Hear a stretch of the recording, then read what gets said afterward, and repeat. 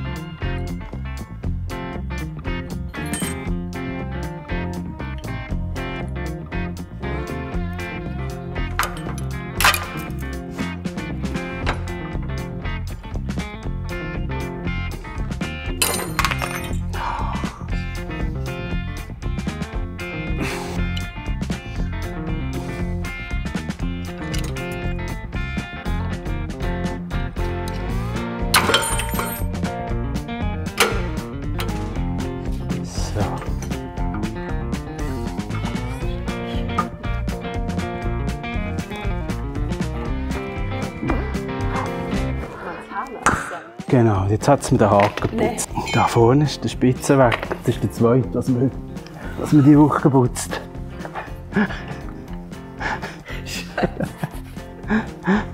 Ja, vor allem, wenn die Reserve auch schon kaputt ist. Ja.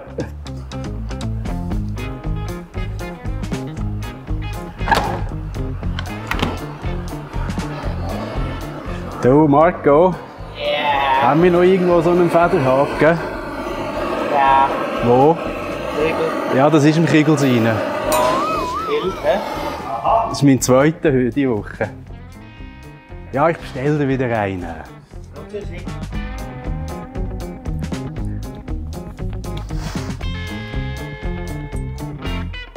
muss es nur auf dieser Seite einhängen.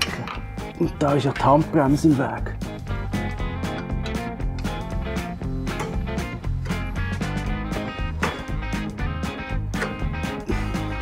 Oben, so.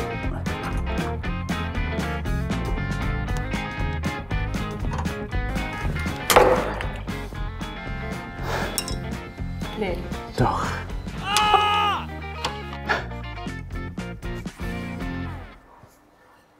Das ist ganz weicher Stahl da.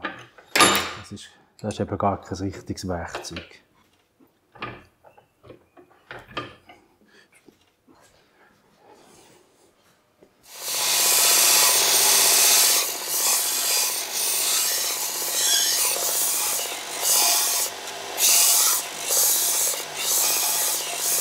Es hat verschiedene Resultate gegeben. Der ist eigentlich abgebrochen, aber sieht jetzt gar nicht so schlecht aus.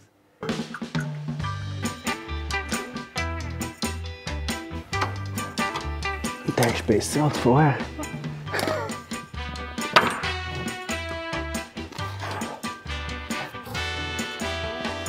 So, jetzt kommt da noch der Nachstellmechanismus.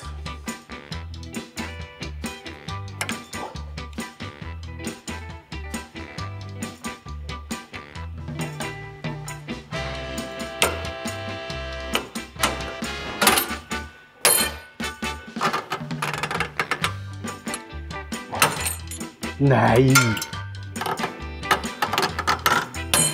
Beim Einhängen zieht es den Draht aus dieser Backe raus. Das ist ganz etwas anderes da, schau mal. Also, so würde es aussehen und so ist es auf der anderen Seite. Und das ist natürlich komplett verbogen.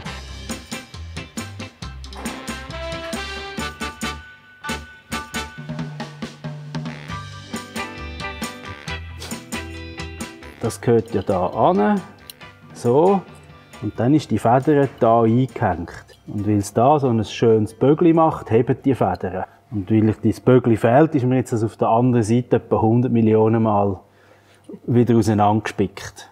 So. Und jetzt geht es darum, dass ich so ein Federli finde. Können wir noch Martin anrufen, weil so ein Garagist hat meistens noch so eine Neuselkiste voller Teile und dann kann man suchen, ob man vielleicht etwas in diesem Stil findet. Und was ich jetzt mache, das ist das Geilste, mit Google Bildererkennung, tue ich es mal googeln. So, da haben wir da Google und dann kommen wir da auf die Kamera. Da kommen die wildesten Scooter-Attack. Da kommt eine Feder, die schon ziemlich ähnlich aussieht. Jetzt kommen da ganz viele so Federn. Abspannhaken.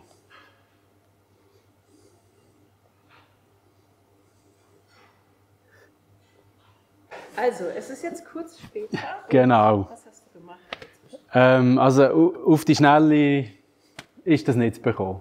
Ich habe es aus Schweißdraht, das ist relativ ein harter Draht, nachgebaut.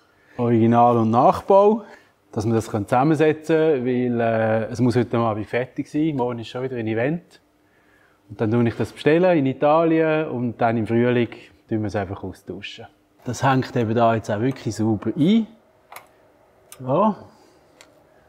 Und dann kann man da hinterher fahren und einhängen und fertig. Gut, das wäre der ganze Mechanismus. Schwuppdiwupp. Die Trommel montieren. Selber auf der anderen Seite und dann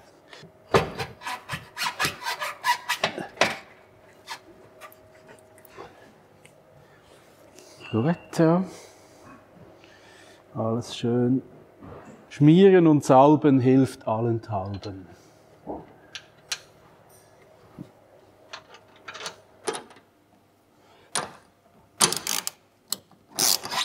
Gut, das wäre es gewesen, für heute aus der Werkstatt.